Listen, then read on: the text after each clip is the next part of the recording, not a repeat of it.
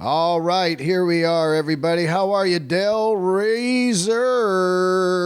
Welcome aboard to Let There Be Talk on the Monday, February 10th. It is on. We are here. We are alive. What is going on, everybody? Fantastic guest today.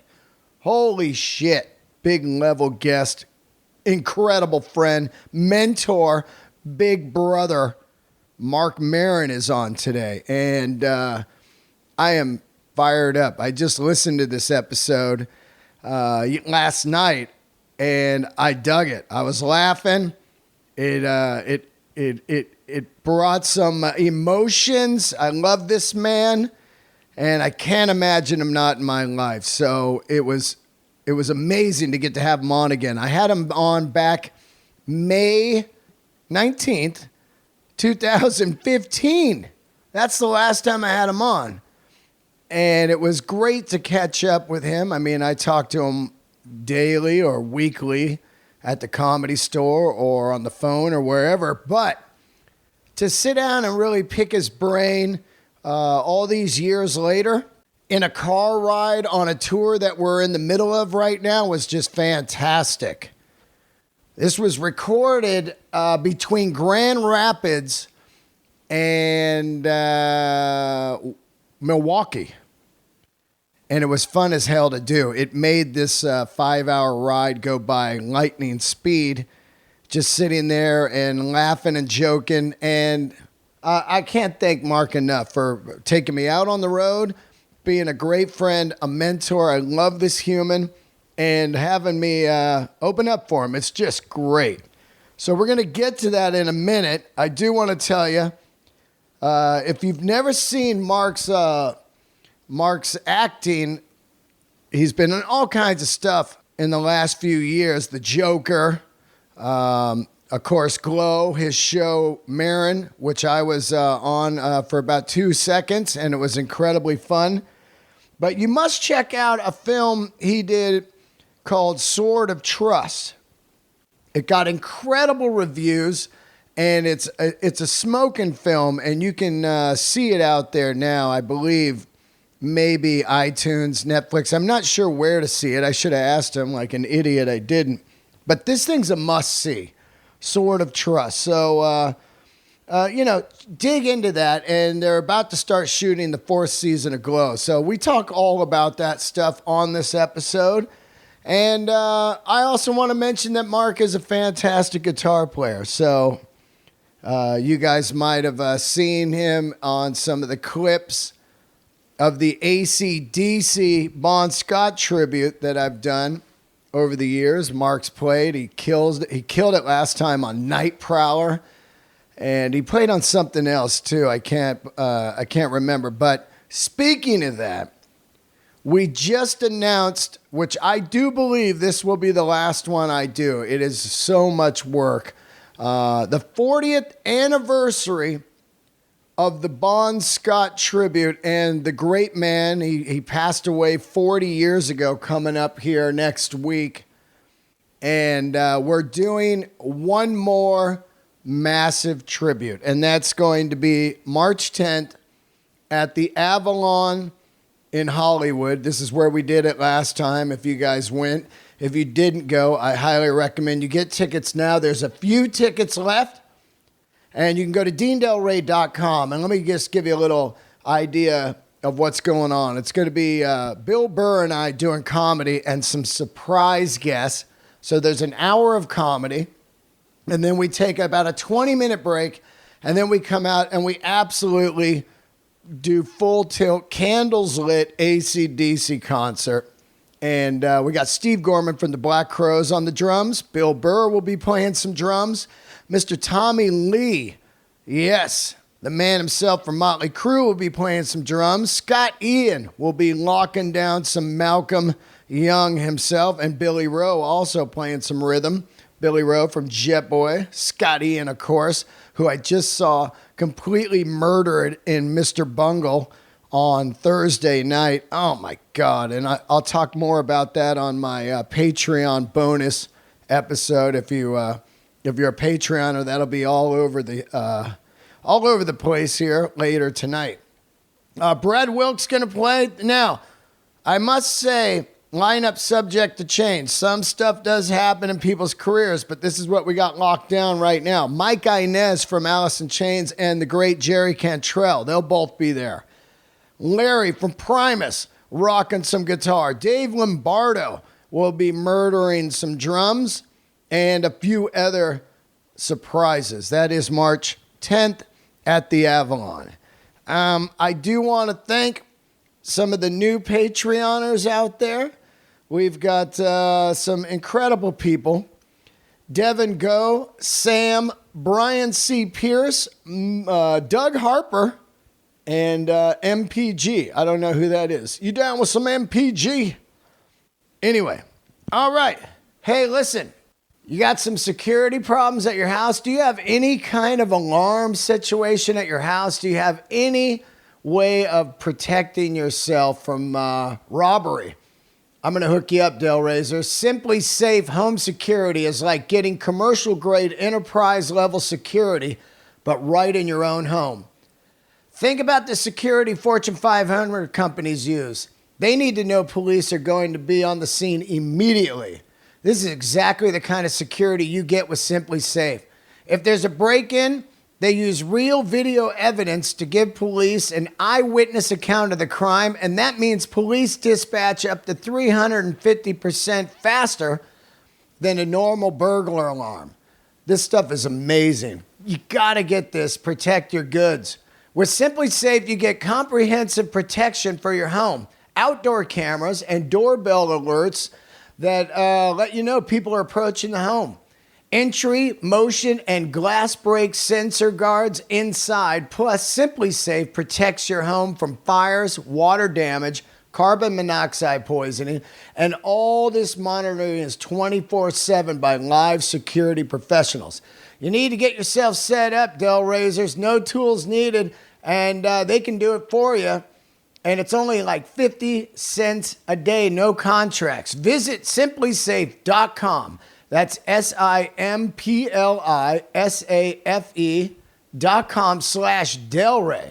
You'll get free shipping and a 60-day risk trial free. You got nothing to lose. Come on, I'm hooking it up in my hut right now. I can't wait to be safer.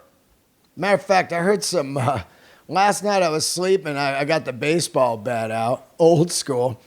There was, sounded like someone was running on my roof, but it was two raccoons battling it. But I was, if I would have had the alarms, I would have just felt good. Go now to simplysafe.com/Delray and let them know I sent you. It really helps the show and it helps you guys out. Simplysafe.com/Delray. All right. I love all you guys. We got the Maron Tour continues this weekend. We'll be in Florida, Orlando, and what is it? Tampa? Let me check. Yeah, Orlando and Tampa, February 14, 15. And then I've got some headlining dates that are popping off too. San Francisco, February 26, one night only at the Chapel. I will be in Vegas with Joey Diaz on February 28th. Austin, Texas. I'm coming one night only. I'm doing the Venue ATX. The Venue ATX, Austin, Texas. March 10th, like I said, is the Bon Scott tribute. Portsmouth, New Hampshire. I can't wait to go there. Never been. March 13th and 14th. 2 nights. And 3 shows... 3 nights at the Tempe Improv, Arizona, March 27th through the 29th. Keep the candles lit, everybody, and thank you so much.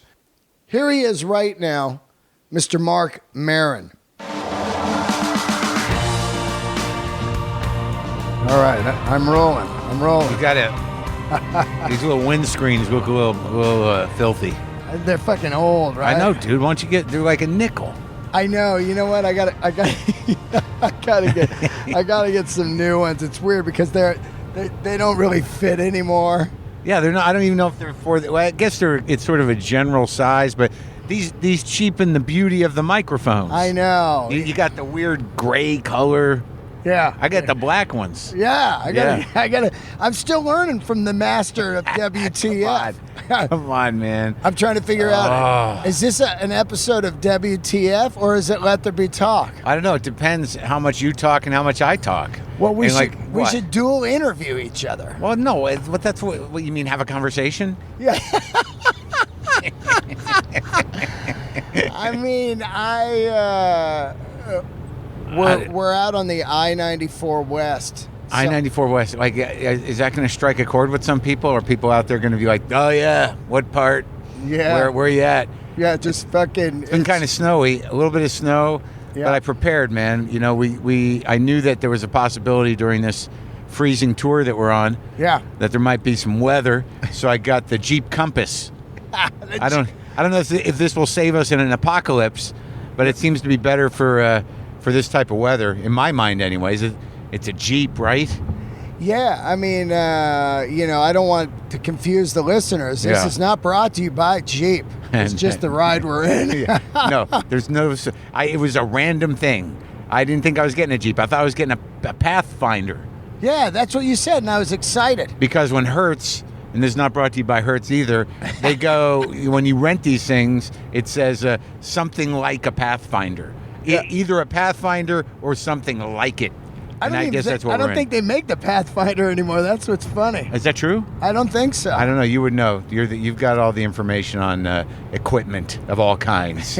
Things that move, things that make noise, and pants. And fans. Fans. You got any questions about watches, pants, things that move, or things that make sound? Dean's a guy. Man, I was I'm so jacked, dude. Like, I've been drinking tea. Yeah. For months. And now we're out here, and I'm just slipping on all levels. But this fucking Dunkin' Donuts shit, like we're drinking Dunkin' Donuts coffee. I haven't eaten anything but almonds that we took from the green room because that's who we are.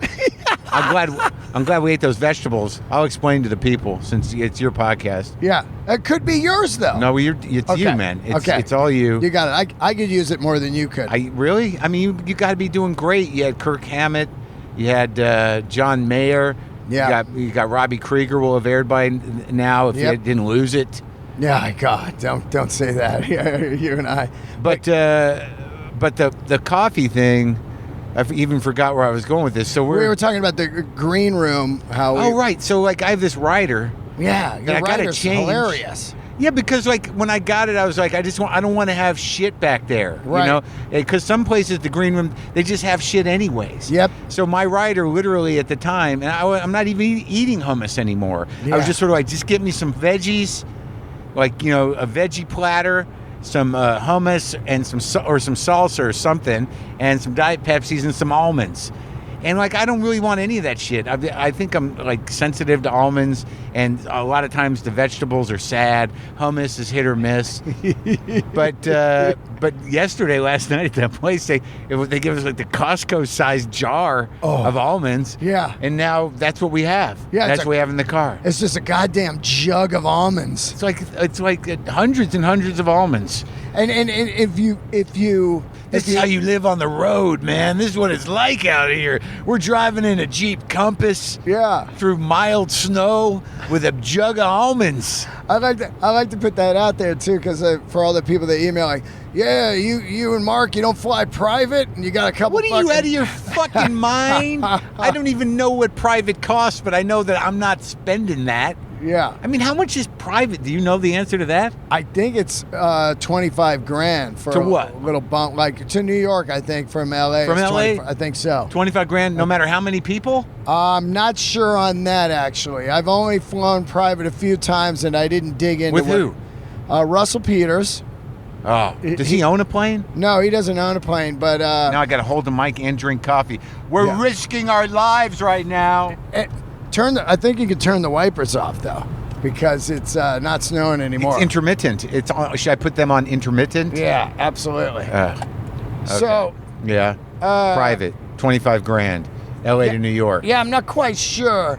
And, I do talk to some of my friends about it a lot. If I was making big money, I still wouldn't fly private, because I'm the type of guy that as I'm flying, I'm like, well, this is a Porsche 911. You know, this is a watch. In my mind, that's why I don't gamble. You know what I'm saying? Yeah. Like I'm looking at things that you could own permanently. Oh. In exchange for, to me, flying private's a lot like cocaine. Yeah. You're like, all right, and you're there, and then you're like, all our money's gone. Oh, but you're in a different city. Yeah. Which can happen on coke, too. Yeah. We're broken. What are we doing here? Yeah, what are we doing in Milwaukee? Well, at 4 in the morning, we decided we'd go try and score from that dude that you know, and we drove 4 hours. He doesn't even live here anymore. That was stupid. God, old cocaine days, right? But, but like, I don't know. I guess if you're flying first anyways and you're spending $5,000 for a round trip, that's still not $25,000. But I guess it's all relative to how much fucking money matters to you, and if you have enough money for it not to matter that much. That's the whole game, right? I make this amount of money so I can buy this shit. Yeah. I make this amount of money so I can buy this shit. Or I make no money, but I got credit, so I'm going to fuck that up. Well, I do believe that when you do get to a certain level, if you're humongous, like say these guys that just can, like a Brad Pitt. Why not spend the money? Yeah, you just had Brad Pitt on. And you cannot fly commercial if you're Brad Pitt. Because people... And how are you going to get through the airport? People's heads pop off. Right, and you got to do the special. They take care of those people, and you got... Have you done that? Hey, do you know anyone who's done that thing at LAX, the that's Becker too much thing? money, the man. concierge thing? It's a lot of money. Like, it's like a club, right? Yeah. They drive you to the airplane? Yeah, man. Yeah, you go through a certain, like... Do you know anyone who's done that? No, but I looked into it, like, I want to look into that. It was like $5,000 or something. Not without the ticket. Without the ticket. So then if you're flying first, that's $10,000. Yeah. So why not just fly private at that point? But that's still another $15,000. Yeah, but I'm not sure on that. Now, there is a... But what's the benefit of that thing? They give you a ride to the plane, and you can, sit in the hot tub while you're waiting? People, you know. Yeah. I'm good with the lounge. I was so happy I got the lounge with my credit card. Sorry, dude, I'm all jacked up on this fucking Dunkin' Donuts, man. My brain's on fire. I like it. I had 2 high-end coffees at, what's that place called across from where we stayed in? Madcap. You drank 2 before I showed up? Dude, I had to get up at 7:58 to go fucking put money in the meter, and you're just crashing out like I'm working for you or something.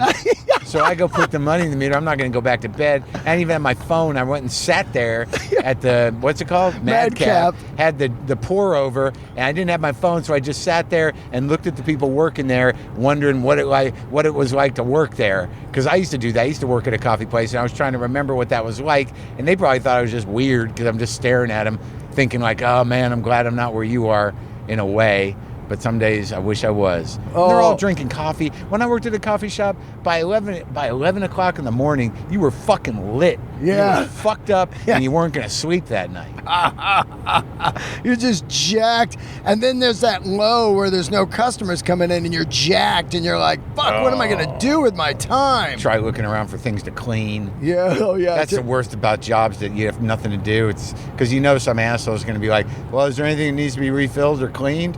Ah, fuck. I hate when they come in and say that. Yeah. What's going on with this? How come that's dirty? Looks like you guys need something to do. We're going to go up on the roof and sweep off the old leaves. You're like, what the fuck? So nothing to do? Let's go. I worked at a deli once, and they had a fucking grill, and it was disgusting, and there was a fucking grease leak from the fryolator, and it was leaking underneath the fucking grill in that little area. Yeah. And no one had fucking cleaned it. And like my second day of work, the fucking old man that owns the deli, he's like, why don't you clean that grease up?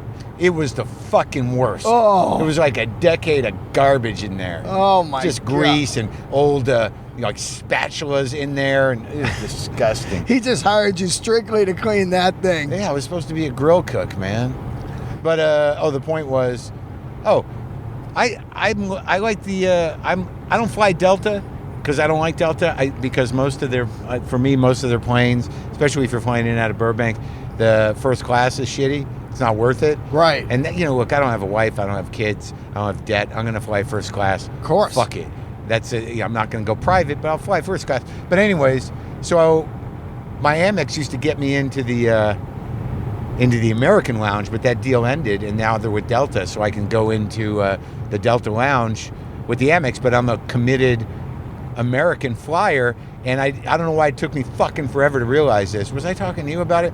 I don't spend my points on nothing. I don't know, like I'm in some sort of contest with myself as to how many points I can get. Miles, you're right? like my friend Barbara. Oh. She's got like 4 million ArcLight points What? and never uses them. I'm like, what are you doing? Go to the movies. Well, she goes, and I'm like, use the points for get the some tickets. popcorn. Yeah, and she's like, well, I want to save. I'm like, for what? I know. It makes my head crazy. Yeah, so I got Amex points and I got American miles, and I finally realized, like, I can just spend these miles and get the fucking lounge membership. Yes. I did it, and I'm like, why didn't I do this forever? It's stupid. So I'm happy with the lounge. I don't need to pay $5,000 to be alone and be driven to the plane. I'm okay in the lounge. Well, I like some of the other stuff that I've looked into. Yeah. There's a thing called JSX, I believe. They keep hitting me up on What is that?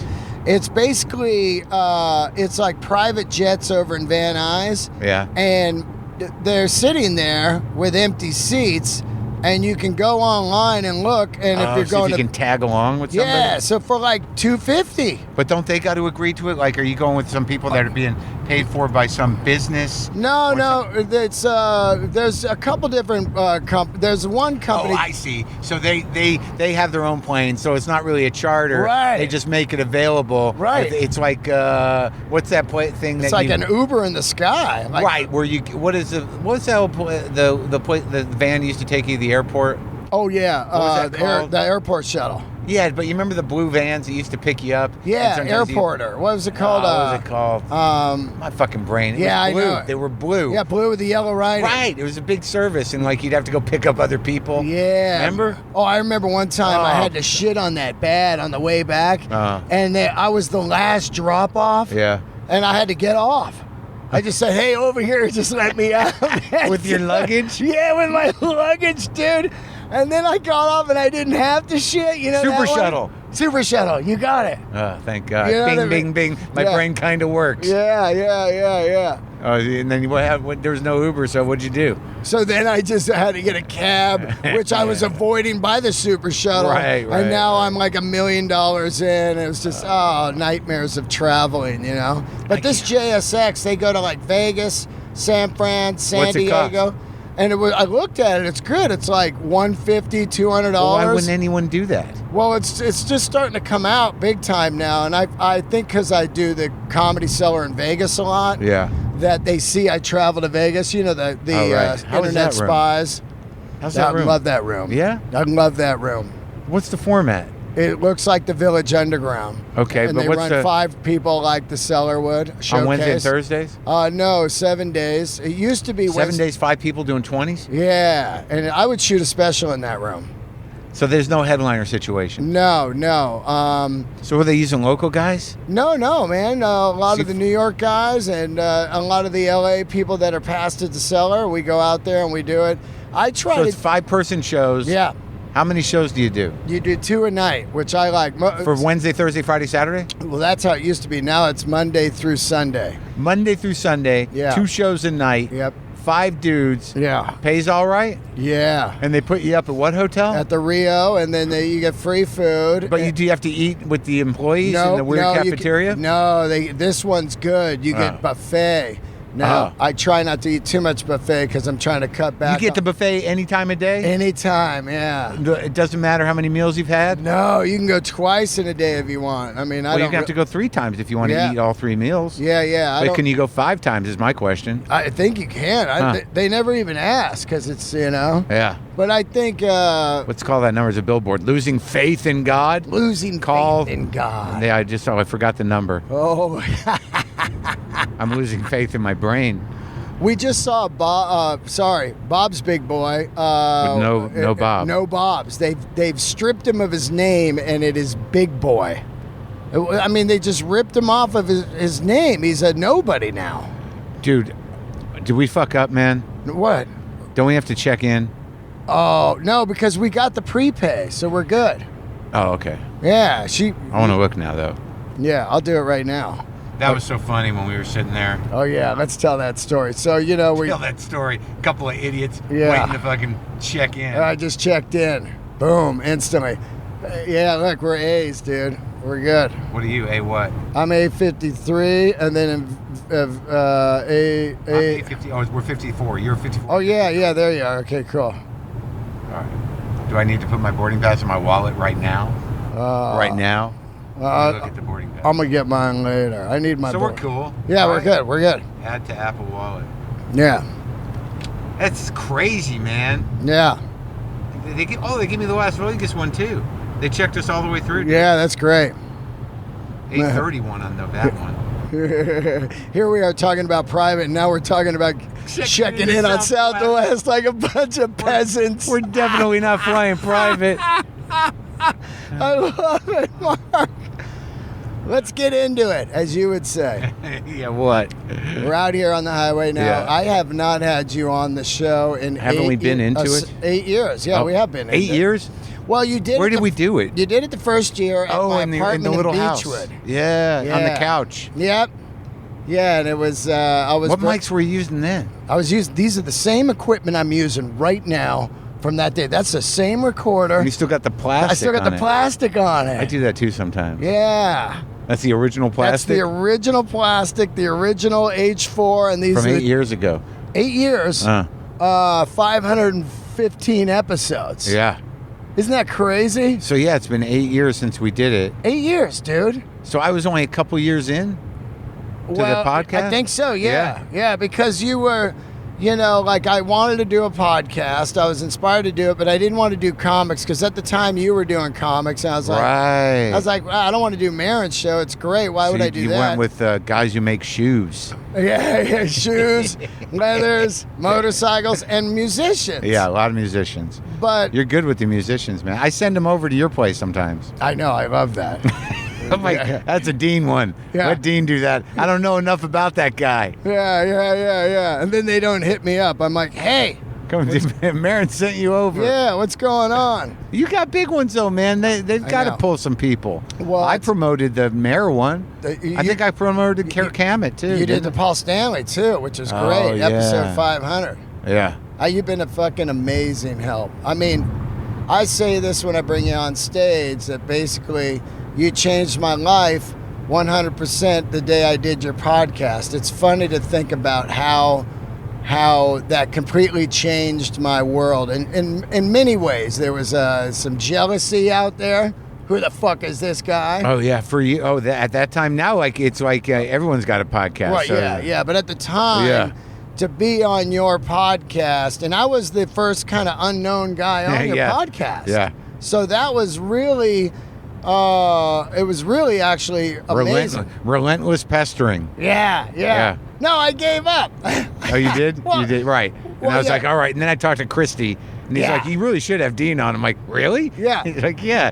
I love it. Born in Yellowstone. And I'm like, what? Yosemite. No, Yosemite. Yeah. But you said Yellowstone on the podcast. I did. Which I love. It's funny, though, to look back on that, how much my life has changed from that podcast. It was mine too, dude. Like, it's crazy. We were just talking about that before because I'm doing, we're out here doing these gigs. Yeah. So because we're on the Freeze Your Ass tour. This is the Freeze Your Ass leg of the Hey There's More tour, really, officially, because it's that set. Yeah. But, I took these dates because I got a special dropping in March. Yep. And I've only got, there's only a few more miles on this bunch of jokes before they're dead because of the special, and everybody sees it and it's out there. It's the way it works. And then we were talking about the Netflix specials, and I'm like, I don't know if this is going to be my last one.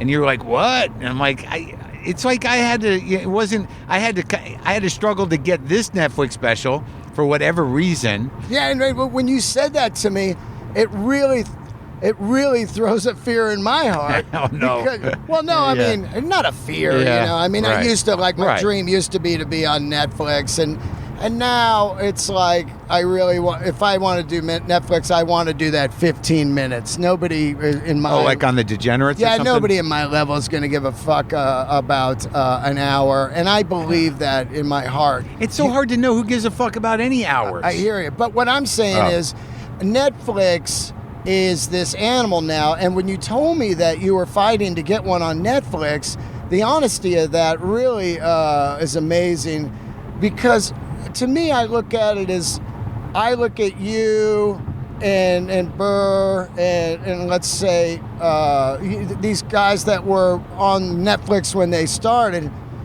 as like these crown jewels of Netflix. You put them on the fucking map, you legitimized them, and also there's an artistic value of having a Marc Maron on there. Like, it brings credibility to certain communities of like that. We might be like, yeah, I guess, but like I don't know if they really give a fuck about anything other than their algorithm. In the big picture, you know, no one really knows how many people watch anything. Occasionally, it leaks out. Right. I mean, you know, and I don't. They won't tell you, so you don't really know. But they'll tell you if something's canceled or you're not doing another one. It's not like I had to beg to get this special, but I know I had another special in me, and I was on a Netflix show, 2 shows, right, 3 shows if you include Maron, my show that was on Netflix until recently. And people always ask me, like, why is it not on Netflix anymore? I don't know. I don't have control over that show. I don't own it. Fox Studios owns it, or whatever they are now, and they did the deal with Netflix, so it's on them. But I know you can get all episodes of my show, Maron, on iTunes, so right. That's cool. And you can get my last, there's a special that I got back from Epix. What was it, More Later? Yeah. Because Too Real is a Netflix special, so that's on Netflix. But More Later is also available on iTunes. Now, let me ask you, before you go on that, did you do Epix because Netflix was not offering you a special, or it was just such a great deal? No, at that time, like, I'd done an early Netflix special, the one with where I was sitting in the notebooks. What was that one called? Thinky Pain. Yeah. That was the first Netflix special I did years ago.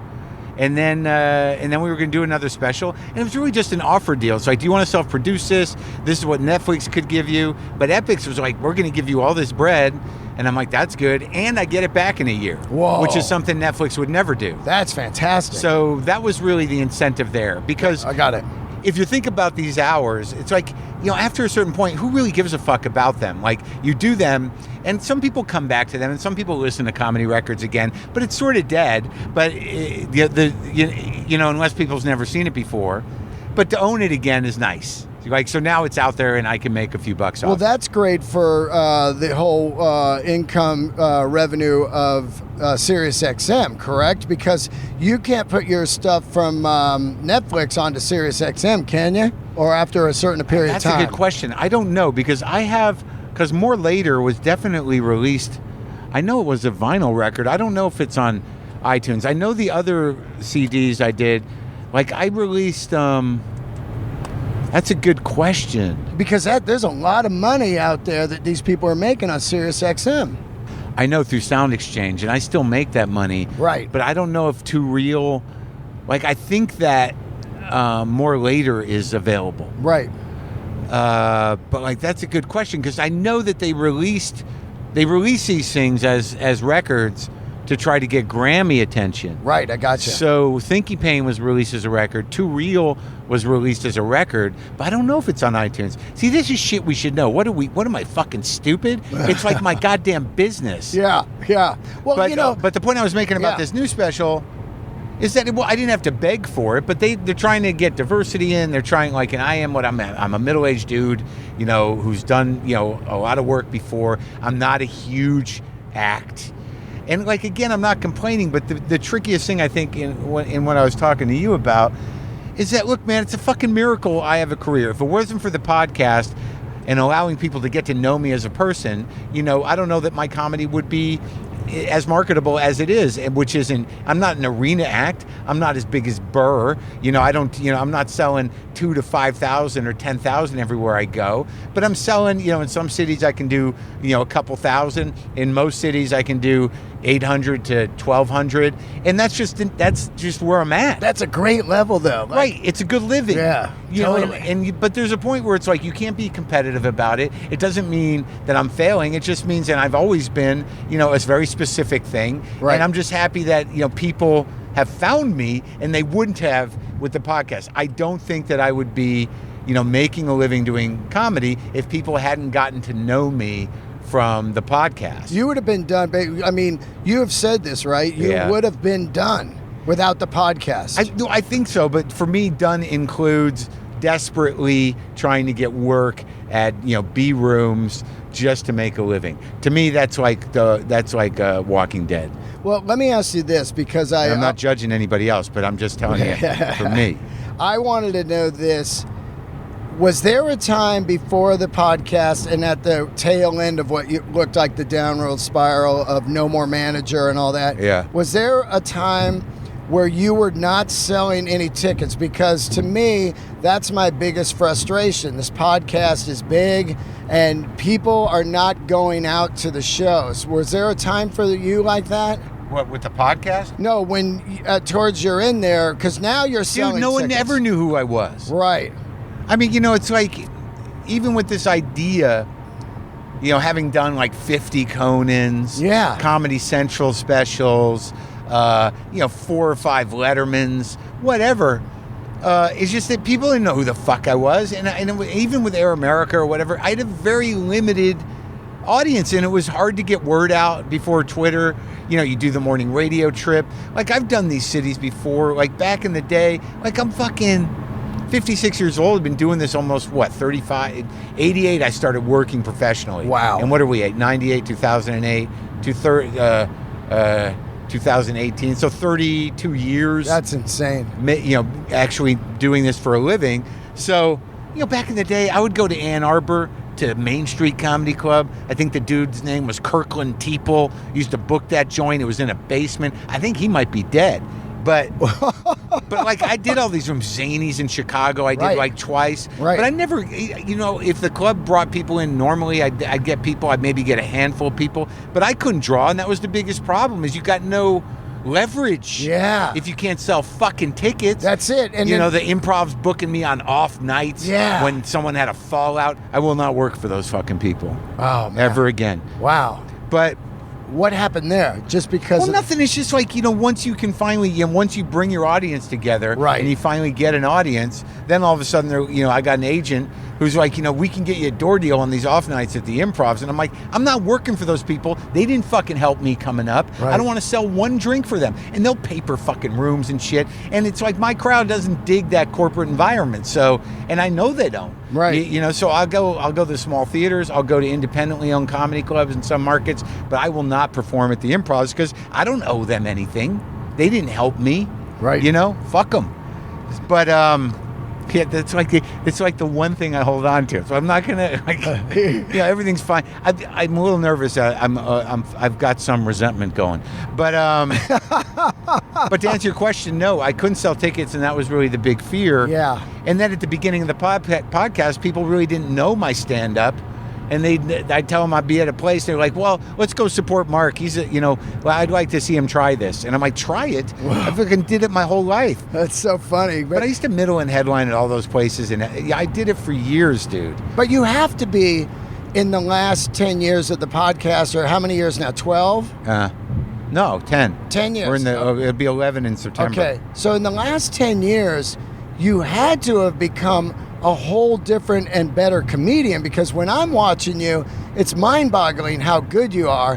And were you good before? Because I don't know your old stuff. I see the old clips here and there. You got the I'll old. I'll give you some CDs. Yeah, I'll give you some CDs. But I'm saying you're leveled now. Like, I was talking to Burr about it, and I said, "Oh my God, man, Maron has this new 20 minutes right now that is fucking incredible." And he's like, "Yeah, that guy's one of the best. He's just great." That's nice of him. And it's but my point is, because when you look at a lot of the comics from pressure of writing a new hour every couple years, pre that, people just kind of we're lazy, leveled right? off. Yeah, and just like Yeah, I was just never like that. I mean, I was always churning through shit. No shit. Yeah, arguably probably too fast because I don't like. What's the point of living? Yeah. You know, I just didn't know how to do it any better. And it wasn't because of I was touring. It was never because I was never. You know, I never really built a following on the road, so it wasn't like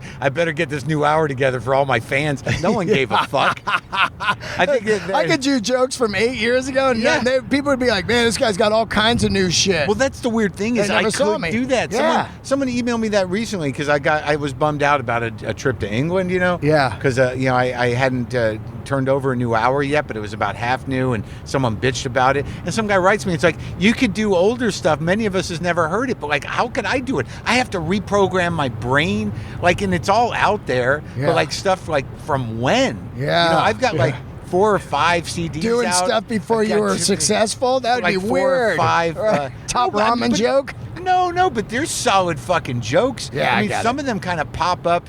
Even now, a couple of them pop up, you know, just as transitions now. Yeah. Like shit that from a decade ago, because it's still who I am. That they're not whole jokes, but like sometimes things will pop up, and I'm like, pretty sure I did that somewhere before. Right. But for me, it was always like I just had to keep doing because I never thought I was good enough. So I was always turning over material. Yeah. And I feel the same way.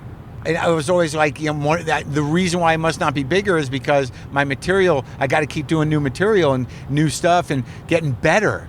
Yeah. So, but I think I was always challenging the audience and always like fairly difficult and always fairly visceral. I was thinking about it last night as you and I were performing at that fucking church. Yeah. It's like I'm still like that. I need some sort of weird immediate engagement with the audience.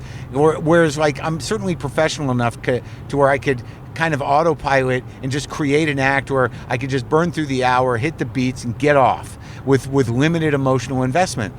And do well. But I'm just not that kind of guy. And sometimes I wonder, like, why am I not that kind of guy? Why do I invest so much in these ideas, in this comedy, in resolving these problems, in creating an emotional bond between me and my audience? It's just the way I am. And again, that's not an arena act sensibility. It's not a broad market sensibility. But like, I've got my people. It's like last night when I was doing that bit and some guy goes, "Man, that's depressing." And I'm like, do you not know who you're seeing? Yeah. You know, like there are moments like that, but I'll embrace them. Like sometimes it's a very fine adjustment between some of the stuff I'm doing being like sad or funny. But it's just, I guess that's the line I want to ride.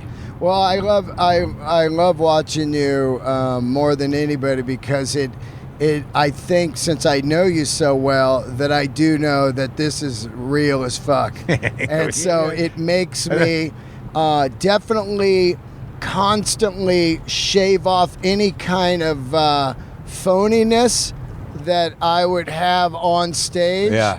And also dig deeper into writing, you know? And I love watching that, you know? Yeah. I worry because like I'm like, I feel a little better about my life, and I kind of want to try to enjoy my life and stuff. And like even going into this tour, I was, you know, freaking myself out. Like I can't, like if I'm not like in it, like doing 25 dates or like on the road every other weekend or every weekend. If I get away from it for a little while, I'm like, oh man, is this gonna work? What's gonna happen? Yeah. And I've been doing this almost 35 years, like more. But as a living, I love when you're out there, you're like, what am I gonna say up there? Yeah. You're looking at me, I'm like, what do you mean? You got like 4 hours of shit. I know. You did an hour and 45 minutes the last 2 nights. And it was all fucking good. Yeah, it's but not like up there doing crowd work or filler, you know? I know. Maybe I should try that. He wrote, what's his name? Wrote an article on crowd work in the New York Times. I'm like, no, what do I know how to do that? Should I do that? Yeah. Yeah, I do. I know how to do crowd work. Yeah, I do it all the time. Yeah, but I don't make a meal out of it. I like the combination of weaving in and out of material and crowd work to where it keeps me alive. As far and also I like watching you because you do a lot of order will be all over the place. I mean, you kind of know what you're going to open with or whatever by walking out there, but then it's like wherever it goes, right? Yeah, man. And it's like some of it's just not quite finished. Even shit I did on this special in March, like it's good, but there's still, like I still find beats in things because of the way my process. I don't write shit down. There's no tight mathematical joke equation. Right. So like I'll find these nuances and weird little moments, and I guess that's what I thrive on. It's just at some point I got to accept this is the way I do it. These are my people. I'm not going to be an arena act. I've got no lifestyle choices that people need to make. I'm not trying to lead anyone anywhere. I barely can manage my own shit. And this is who I am. And the people that dig it, they can find it, and new people find it occasionally. But I'm good. I just have to be okay with the living I'm making, which I am, and the people I have. Well, I look at you as the ultimate career, because I think arenas are a weird anomaly, and it's not gonna happen for I don't like playing rooms, I know. theaters that are over 1,800, man. Right. When I do these rooms with you, I think this is the greatest career you could have. These incredible theaters that aren't giant, that have total vibe. A lot of them sound amazing. Right. And the people are there. You can see the faces, and they're all there for comedy. They're not there like some, when you're in an arena, you got the comedy fans, but then you've got the people that are like, I heard this is cool. It's pretty amazing. Sweet people, all ages. Oh my God. Some guy brought his son last night because I was his favorite comic. It's got like this kind of doughy, regular type of dude. He's got this little hipster kid with the groovy boots. Yeah, he's groovy like, he wanted to boots. see you, and I brought him. Then some other guy comes up to me. He's like, hey man, thanks for telling me not to bring my kid. I'm like, what? And he's like, I emailed you, and like, remind me. He's like, well, it just wouldn't have been right for him. Remind me about the email. He's like, how old was the kid? And he's like, 11. I'm like, oh no, you don't. You can't bring an 11-year-old kid. You'd have a lot of especially explaining with me to do. opening. Yeah. Too much for an 11-year-old brain. It'd break it. Yeah. Break the 11-year-old brain. But yeah, man, these are great. Like even tonight, we're driving to Milwaukee, and I've been here a few times, and I've played this place a few times. But my booking agent was like, "You want to bump up to the 2,000 room or whatever it is?" Yeah. I'm like, "No, man. I mean, it's like I don't know what the market will bear, but I'd rather disappoint a few people than have a half-empty joint." Right. So we're playing the Turner Ballroom, and it's like 500. I'm like, "That's good. Yeah. What are we trying to do here?" Yeah. And we sold it out, and I think it was just about right. I know my market in some places. But I was surprised I was worried about Grand Rapids, but we got over 1,000 in that church. And That it was was good. smoking. Yeah, dude. That was smoking. And then Cleveland was fucking tight, and that was a bigger room, 1,200 tickets or whatever, and that was great. Cleveland was fantastic. I got to tell you, I know I bother you all the time to open for you, but it's not. It's mostly 100% for the hang. Yeah. It's you're a guy who I found later in life when all my friends were married and off with kids, and here's this man that's similar to me, no kids, Yeah. And we really kind of. I remember one time he brought me up. He went, "Yeah, this guy came around when I figured I didn't need any new friends. I'm good. I'm 50. I don't." And I guess I was wrong. He was like, "No, you need another friend." And I look at like. Living in LA with a guy like you, it's great to be able to hang and talk about the frustrations of life, of the biz that I'm in, and be able to bounce it off you. You're like the Mr. Miyagi, the Karate Kid guy, Mr. Miyagi of trying to keep your shit together. Yeah. Yeah. And then I think sometimes I help you too. Like For sure, man. It's like it's a relief, Yeah. Get out, take it easy, just listen to music. And so much shit that I don't know. Like I kind of know a little bit about a lot of things. You know a lot about a lot of things. Yeah, but you know a lot of shit too. Yeah, I know, but different shit. Yeah, right. You know what I mean? That's We're sitting there great. like, we're talking about me interviewing Slash, and you're like, did you talk to him about Joe Perry's guitar? I'm like, no, dude. I don't even know what the fuck you're talking about. And you're like, oh, yeah, you gave Joe Perry's guitar that Joe Perry had sold for, you traded for heroin years ago, the original Aerosmith Les Paul, and, Slash found it in a shop and wouldn't sell it back to Joe, but gave it to him on his birthday. I'm like, no, I didn't. This is all new information. I don't even know how to keep up with the information I keep up with. Yeah. And you just know that shit, and then you make me buy clothes I don't want to buy, and then I buy them, and I like them. We went to Mercy Supply. Mercy Supply in Grand Rapids, The guy just DM'd me. He knows that I love good shit, and Mark loves good shit. Specific type of shit. Yeah, specific type of shit. Kind of like hipster work clothes for people that don't work. Yeah. But that's not true. A lot of dudes do the heavy work in the clothes. Not me. I like to call it the clothing where some people Google and go, fuck you and your $1,000 jacket. Your $1,000 work shirt. Yeah, it's like, they're not $1,000. You know, but it's This guy was reasonably priced. It was that, like, but you even know the gauge of the tin cloth. 20 ounce. 20 ounce oiled canvas. Yeah, waxed. Wax canvas. I just love good shit, and so do you, though. You know, like I do, but I can't overdo it. Yeah, I've got to balance it out. Why is that? Because I always think that I don't want to go out looking like I'm wearing a costume of something. Oh, no. I don't want to go out looking like I'm dressed like Adam Goldberg. No. Oh, Adam! Oh. Is that an Adam Goldberg costume? What? You mean the boots, the belt, the wallet, the jacket, the shirt? The glasses? Adam's going to be listening to this. I know he is. He's going to be like, hey, fuck those guys. I thought we were friends. We are. I know. I haven't talked to him in a while. I got to give him a call. I absolutely love him. He. Well, you guys are like the same thing with the pants and stuff. Yeah. Like, I can't commit as long as you guys do. You know, like you get all the stuff and it's all tight and everything looks good. Yeah. Everything fits together. I don't need a chain wallet, dude. I don't need a chain wallet either. But, you know, when you have a shitty body like I had most of my life, you figure out that a lot of it's like cauliflower. I hated it all my life, and I figured out, because people cooked it wrong. Well, these clothes I'm are going just 130 miles an hour. What? Is that possible? No, that's kilometers. Oh. I'm like, wow, this is smooth. 130 miles an hour in a Jeep Compass. I would be right now going, hey, dude, what the fuck are you doing? I had no idea. You're jacked on that Dunkin' Donuts. But anyway, my point is, when you wear clothes that it's just at Walmart where it's small, medium, large, they're trying to get as many people as they can get on one size. You know, like, okay, you're kind of between a large. I get it. Yeah, so when I found clothes that fit me finally, it was funny. Before I even lost weight, people were like, hey, man, you lose weight? I had lost no weight. I just got better clothes. Clothes that fit me. It was crazy. Yeah, I get that. Sometimes if I feel uncomfortable with my body, I wear bigger clothes. But the thing is, like, I literally, when I wear the type of clothes that we like, I feel like I should be doing something else for a living. Yeah. Like it seems like these clothes are for men who ride motorcycles or work on things or understand cars. Yeah, but and it's I'm also not that Americana, guy. You know? Yeah, I know. So I just try to keep it, I try to balance it out. I like a good T-shirt, a pocket tee. Yeah. I commit to a belt or two. Like I just got these two belts in Seattle at Pike's Market at the leather guy. Yeah. They're basic belts. Like, I like that kind of shit.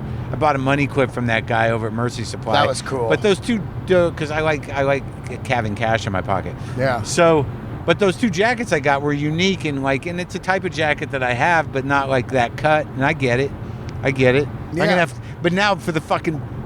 What's this guy doing? Guy just cut us off. Yeah. For the last couple of days, I'm like looking at those Chukka boots you got from Brian, the boot maker, and I'm like, fuck. Yeah. I got to get some of those. You got to have those. I believe you need the Chukka. I think that because I've been thinking, like, do I need another pair of anything?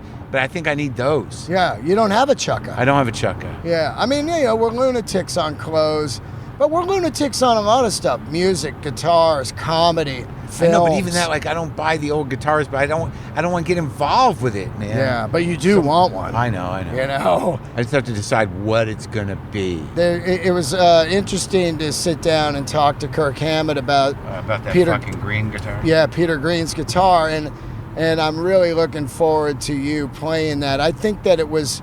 As much as it meant to me to see the guitar, I played in that middle position. Yeah, but to be able to ask him if you could play it, and he said yes, that was. Does he even know who I am? That guy? Yeah, absolutely. He's not a fuck. That guy's a fucking.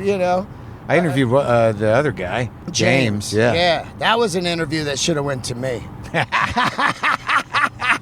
Fucking publicist. That's probably true.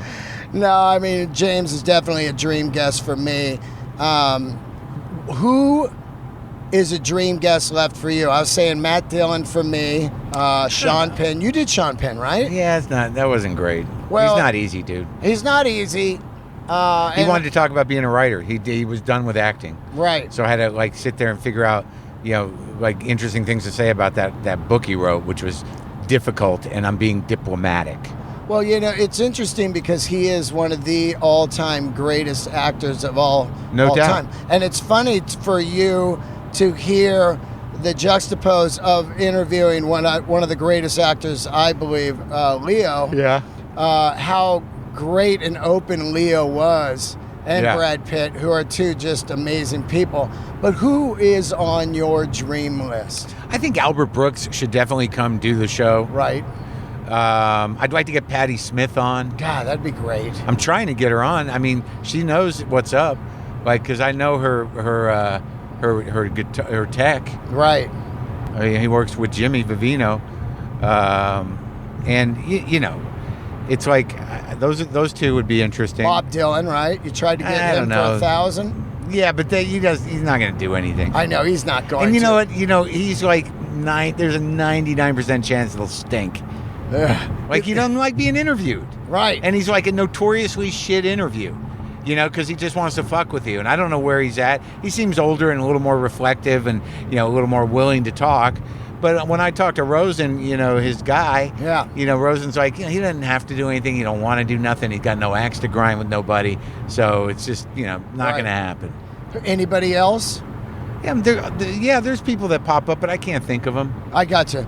Well, I'm just thinking because there was a time about, 6 months ago, I was like, I'm going to probably stop doing this podcast. Really? Well, I'd been doing it 8 years, and I was just kind of like, I don't have anybody getting the guests for me, and it was frustrating to see people with a podcast maybe that's 6 months old and getting guests that I've always dreamed of having. Like who? If they were like celebrities or somebody with a podcast, Well, that's going to happen more and more now, dude, because they're like getting encouraged to do it by their agents and shit. Right. Like it's like, you got this name value, go do it, get someone to produce a podcast and you can make cash immediately because of who you are. So that's going to keep happening. Yep. Yeah. I think the problem with me is it's like comedy. I love it so much and it's so frustrating that you get to those points sometimes, and then I didn't quit, and look, I busted through a door.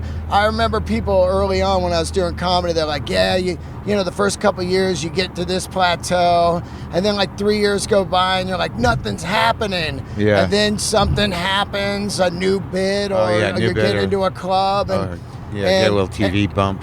Yeah, and I never complain about it at all because I just enjoy the entire career. Yeah. But as you get older, you're like, fuck, man, this is fucking. I'm tired.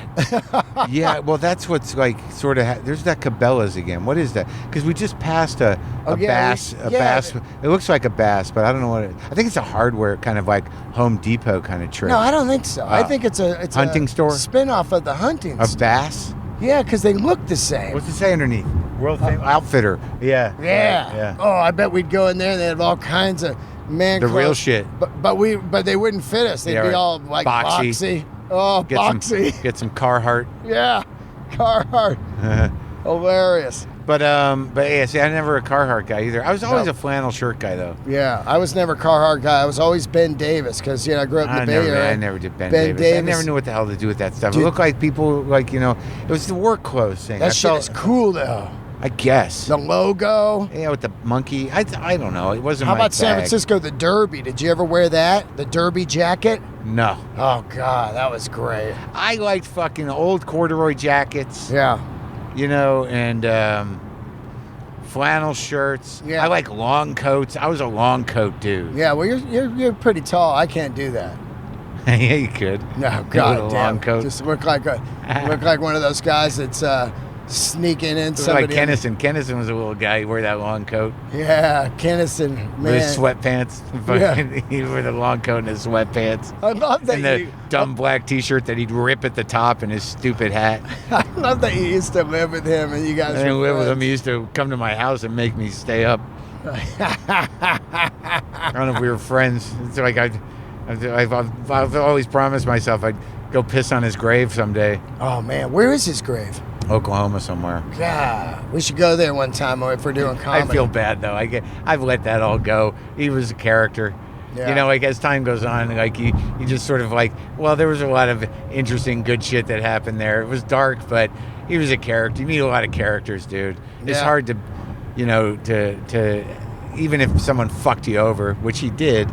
It doesn't matter after a certain point. See, that's the thing about me in the podcasting. Like, now I'm getting the opportunity to act and stuff. Like, all these things happen late in life, and I didn't think they were going to happen. But there does come that point. I don't know if it's age or it's just in our brain where it's like, are we working towards stopping? Do you know what I mean? Oh, I get it. Because no one ever fucking stops anymore, and they just keep going out there. And a lot of times it's clearly not for money that I know of. Some guys are like filthy rich, and they're like, I'm going to go out and play my guitar more. I'm going to go out and do the comedy more. I'm going to go out and do whatever. And I guess because they love it or they don't know what else to do. But there's some part of my brain that thinks, wasn't part of it, you know, getting to a point where you've saved some bread and you can just stop and do other shit. But then you got to know what that other shit is. Yeah, your brain starts to rattle at home. If you've been an artist all your life, it starts to rattle and you got to get the fuck out. You know, it's that old thing. I can't wait to get on the road. I can't wait to get off the road. Right. That old thing. And you were just talking about it with Aerosmith. They're like, well, why are they doing it? Do they need the money? They've got tons of money. The Vegas thing. Yeah, but they're kind of like stationary. Yeah. But you said they're going out, though. Yeah, they're going out in Europe this summer with the Rival Sons. But I think that deep down in the heart of all of us that are doing this, we fucking love it. I mean, I think you love this. I see you out there. As soon as you're rattled the whole time, then you get on and you're just fucking in heaven. Yeah, something happens. You're not up there like, God, what a drag that was. Let's go to the. Yeah. You're never that guy. I'm not walking. I'm not on autopilot. Yeah. Yeah. I mean, the new bits are kind of good, and I guess so. You know, but there's always this fucking now with social networking and the platforms and the this and the that. Listen to me like an old man. It's like you feel like you're constantly in competition with people and you got to get this out there and you got to get it out. And it's like, it exhausts me. I get exhausted looking at other people's shit, you know, like on Instagram and stuff. I'm like, how much attention does this person need? Am I this guy? Do I need to do this more? It's like, I don't want to think about that shit. There's some days where I'm like, is there any way to pull out? But then the fear is like, if I pull out, no one's going to even know I exist anymore. I know. Because there's no other way. I know. But there's no other way to promote yourself. There's no other way to stay in front of people. You know, TV doesn't really matter that much. Everything's broken apart. Everything's fragmented. It's not like you can go into a town and do morning radio or whatever. It's all on you. So you're like, I got to keep pushing it out. And it's like, some days I'm like, fuck it. Yeah, I mean, Dave Chappelle's got the ultimate career, right? 0 social media. But it's like more of a career. He's like this like special being that somehow has defined himself, you know, in a way. He's, you know, a great comic, and you know, he's a mythic dude in terms of his relationship with his public, and it's just like, you know, he's a big star, dude. That's just, you know, I don't necessarily see that I can compare myself against that, but yeah, it must be great not to have to worry about that shit and still show up places and people are climbing over each other to see you. Yeah. That seems like a lot of responsibility to me. Well, I don't know if I ever want people climbing over each other to see me. Well, he's like the Zeppelin, I think, of comedy, as far as like he has tons of mystique, just pops in a city. Yeah. Or Prince. He's a lot like Prince, you know. Prince just, he was like, fuck, I'm not doing what you guys say I'm supposed to do. Yeah. I'm not even going to use my name anymore. Yeah. I was asking. I think we're outside of Chicago. Yeah, the sun's out. I like to ask people this here. Do you think if all the celebrities, all the musicians, all the artists, all the comedians, everybody tomorrow turned off social media, that it would drive more people out of the house to go see you? No. No? No, people just like watch old shows. Listen to old records. They're like, I still got his other stuff. I tell you what. I think it's going to be harder and harder to get people out. Your acting career has been incredible in the last few years. Yeah, it's been fun. You know, I'm just trying to get better at it and, you know, take the opportunities that I think, you know, will challenge me or be fun. Like, I was surprised on this last movie. Like, I really, like, for the first time, kind of relaxed into it. Yeah. Yeah, you know, it was a slightly different role for me. You know, I had to be The Aretha Franklin one? Yeah, I had to play Jerry Wexler, who's a real guy, and he had sort of a New York accent. And Did you study him at all? Yeah, I did. I read his autobiography, and I watched a little footage of him. You know, and I learned a lot of stuff. It's like right in my wheelhouse, anyways, music history. So I learned a lot about him, but it was also tied into like the Allman Brothers and Dwayne and like all the Muscle Shoals. I mean, that was his thing. Wow. He's the guy that first started using that studio. Oh, wow. So Sun Studios. No, Muscle Shoals. Oh, Muscle Shoals. Gotcha. Yeah, where Aretha and the Stones went down there and did a few numbers for, I think, that? Sticky Fingers. Yeah, on their Summer 72 tour. Yeah, like Wilson Pickett. Yeah. And like he's the guy that used Dwayne for sessions. Like Capricorn Records was a subsidiary from Atlantic, which he set up. He had a real interesting relationship with the South and black music. And, you know, he's the guy that coined the phrase rhythm and blues. Wow. Yeah, man. So he's an interesting cat. So, but like, and I was working with Jennifer Hudson and Marlon Wayans, and amazing. And the director Liesl Tommy was great, and you know, it was just we're doing the Aretha Franklin story, and I just was kind of happy to be doing it, to be involved, and this director was really wanting to get a lot of stuff right and the details, and there were musicians around, guitars to play. Like the prop guy gave me a fucking Strat to just have in my hotel room while I was down there, so he knew what's going on here. Why is that lady outside of her car on the highway? Yeah, look at that. Next to a big old got nothing to do with her. Oh, she crashed. Look, she crashed. Whoa. What did she hit, though? I don't know. That tire, I think. Really? It must have come off a semi. Yeah, she must have hit that big old semi tire. Huh. Wow. This is Roadcast. You guys are getting the real deal traffic report while Maron's going over his acting career. Look at this. What's this, a quarry? Check that out, man. Oh, man. Look at that. Look, it's all around us. Holy shit, dude. We're like going over a hole. What the fuck is that, A hole in the earth right now. It's an old quarry. Would they just build this highway through it, or did they start digging that hole after the highway? That's fucking It's like a bridge over a quarry. Wow, dude. Oh, see, this is what happens when I get around you for too long. I get the same excitement over nothing. Well, oh, my God. Fuck you, dude. It's never over nothing. I'm kidding. I know. Oh, man, it's a giant hole. You know what's funny? If anybody was just at my house and saw me normal, I would just be like this. I'm like normal. Yeah. But then stuff does get me jacked up. I'm like, holy shit, I'm still alive. I'm doing comedy as a goddamn 54-year-old. And I'm out with the biggest dudes on the planet. This shit is amazing. That's all I can say is... With Burr, you're driving race cars. With me, we're going to Dunkin' Donuts. You know what, dude? You don't understand. It's all between you, Joey Diaz, and Burr.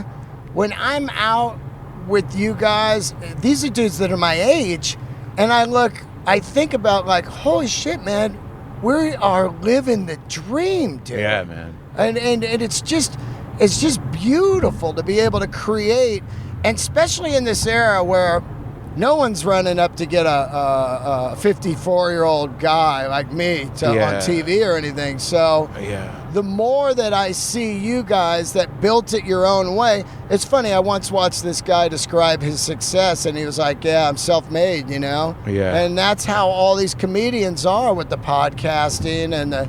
It's so funny because most of us like didn't have no shit about business. Nothing. Like these self-made guys, these entrepreneurs and stuff, like all they wanted to do was create businesses, and we just kind of like stumbled into it and had to figure out how not to lose all our money. Yeah. Wow, scary, right? Well, it's just weird, you know. I'm like, I was never a business guy, and you know, and I worked restaurant jobs and shit, and then I was doing comedy, and I knew I wanted to make money, but. You know, I didn't know what to do with money or how to handle money, or it was always hand to mouth and shit. And then you start making a little money, and you're like, you don't want to spend it because you don't know how long it's going to last. Well, you got that going for sure. You've got that it's going to end any day fear still. Yeah. I love it. I'm like, I'm the opposite, where I'm like, fuck it, we'll figure it out. You figure it out. I'm going to buy a fucking car. Yeah. And I'll figure it out. I'll sell it if I have to. I sell it. You know? I know. Everything's a parachute, you know? Yeah, I got it. That seems interesting to me. It's scary. It's scary, but I also think... But like, I'd like to sell things because I have a lot of stuff building up. Yeah, I should just give it away, but it's not. I told you I'd sell it for you. I know. Yeah. And we could split, take a cut. Yep. Let's get into Glow. Can I get it? You're good here. We got the clicker, right? But is it the same kind of pass? Yeah, fuck it. Who cares? Is it though? They just send the thing to your rental car. I know, but like, we're good. it doesn't say Easy Pass. It says iPass. Yeah, we're just going. We're good. See right here? Looks like they'll take a picture of us on microphones, and they'll be like, "We've got some weirdos." Look, boom, we're good. It seems like the wrong. Oh, that was it? That was it. Oh, fuck it. Okay. Let's talk a little bit about Glow. Now, what are we on? Season 4 you're about to shoot? Yeah. And this show has absolutely exploded. And yeah, it really has. I mean, people love it. It definitely, people love it, or they don't know about it, or they love it. Yeah. But people who are in. It's a very specific kind of thing. And I like that, we're doing the 4th and final season, and it's nice knowing that, because that's the fucked up thing about TV in general, but Netflix too, is that, oh, hold on. Hello? Hello? Mark, I fucked up and set the alarm off. I cancel it, but is that enough, or do I have to do something else? No, that should be fine. Did you do it right away? Yeah. Oh, no, yeah, it's fine. Okay, it just says alarm canceled, alarm 08, call interior door, and sort of like going back and forth between those, but it's not like the police are coming or anything. No, if it went off and then you just turned it off, that happens. Okay. Yeah, they didn't even call me. I'm sorry, I've been out of touch, but Dean and I we're podcasting in the car. We're in the middle of it. You're on it right now. It's all right. Special guest appearance, Lynn Shelton, film director. Let's ask her about, did she shoot the new special? Yes, Lynn Shelton did shoot the new special. Do you want to talk about that, Lynn? Oh, yeah. I totally want to talk about that. It was an amazing experience. It was the highlight of my life, my career, and I'm very grateful for the opportunity. Wow. I sense the slight tone of bullshit. Yeah. Not only that, but all of a sudden it's become like a morning radio show. We've got a caller coming in. Yeah. This morning we've got guest Lynn Shelton, director of Marc Maron's... and several other films she directed, The Sword of Trust. Yeah. Which is a movie that I starred on. Reviews. What was it like working with Marc Maron in Alabama? It's amazing. He's not a diva. That's the first thing you should know about Marc Maron. Yeah. Not a diva, she says. Tell us about a meltdown, though, he had on the set. We heard about it. He was fine. Everything was fine except for the yogurt. Is that so much to ask for? Cereal. Right, cereal. It was the cereal. Sorry. With the cereal. Yeah, cereal and yogurt. Yeah, I'm sorry. I don't remember the yogurt part, but it shouldn't have been a big deal to get the cereal. So... No, I really shouldn't. What are you doing now? Where are you going? This is hilarious. I was trying to do some laundry, so I opened the space. Oh, you opened that door. Okay. Yeah, well, that sounds very creative and exciting, Lynn. That your next project is laundry. What kind of detergent preparation do you do for laundry? Do you go through it and figure out the scenes and stuff? She's just gonna laugh now. She's a laugher. Sometimes you waking the fuck up. Okay. And then forgetting to not turn the alarm off.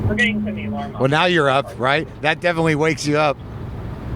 Yeah, it definitely does. All right, we'll talk later. This has been very exciting. Lynn Shelton on the phone. Wow, folks, right here, WTF. I'll call you later. Talk combo. Okay,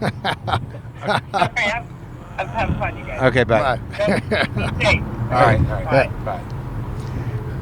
Let's wrap it up here, but I'll tell you a funny story. Okay. As I was bringing you on last night, Uh-oh. and then I was trying to get a little footage of you walking on, and you're like, "Get the fuck out of here!" I get on, and I'm like, I'm about to start my show, and Dean's just like slowly walking off stage, looking at his phone, like he's still on stage, stopped. Yeah. Before he walks off, looking at his phone, I'm like, what's going on? I was trying to get a good footage of you, like the crowd going crazy for you. I didn't realize we were shooting a doc. Yeah.